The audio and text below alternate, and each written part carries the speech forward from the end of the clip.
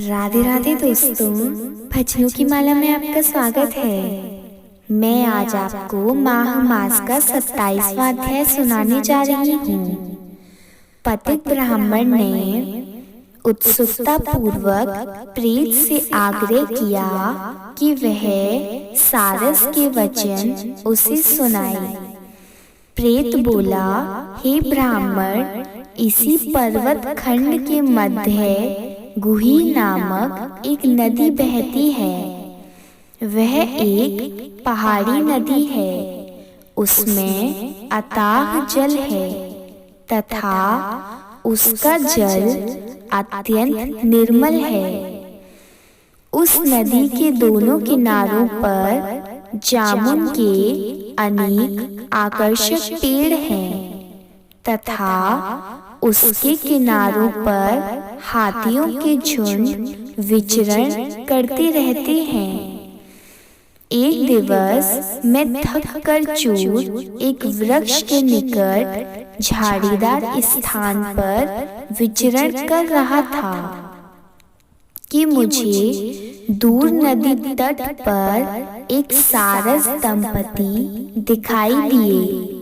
वे आपस में किलोल कर रहे थे। जब वह थक गए तो वहीं एक बड़ी शिला की आड़ में निंद्रा मग्न हो गए।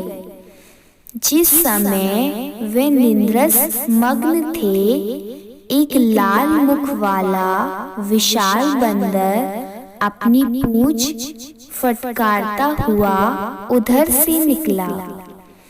बंदर की आवाज सुनकर सारसी जाग गई और भाग खड़ी हुई।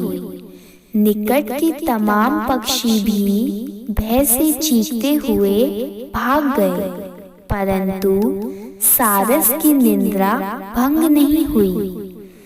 सारसी दूर भाग भाग कर शोर मचाने लगी, सारस को जगाने लगी, परंतु सारस की आंख नहीं खुली।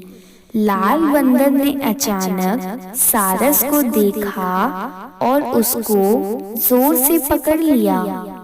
सारस की आंख खुल गई। वह डर तथा भय से कांपने लगा। वह समझ गया कि किसी भी क्षण वह वानर उसको समाप्त कर सकता है।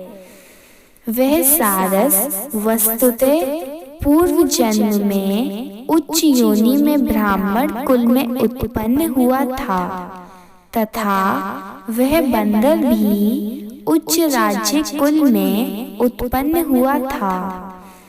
वह विधि का विधान तथा कर्म फल था कि पिछली योनि में उच्च कुल में उत्पन्न आत्माओं ने इस योनि में सारस तथा बंदर के रूप में जन्म लिया था तथा उनका मिलाप संयोगवश इस विचित्र परिस्थिति में हुआ था। सारस ने कहा, हे वानर, तू पिछली योनि में विंध्याचल परमेश्वर था तथा मैं तेरा कुल गुरु था। तूने पर्वतेश्वर होते हुए प्रजा को बहुत सताया तथा तूने अथाह धन एकत्रित किया। प्रजा के श्राप के कारण मुझे कुंभी नामक नरक मिला। तू भी पाप भोगने के कारण ही वानर योनि को प्राप्त हुआ है। अब मुझे मारकर क्यों अपराधी बनता है तथा अगले जन्म को भी खराब कर रहा है। भयानक वानर एकदम सचेत ही गया।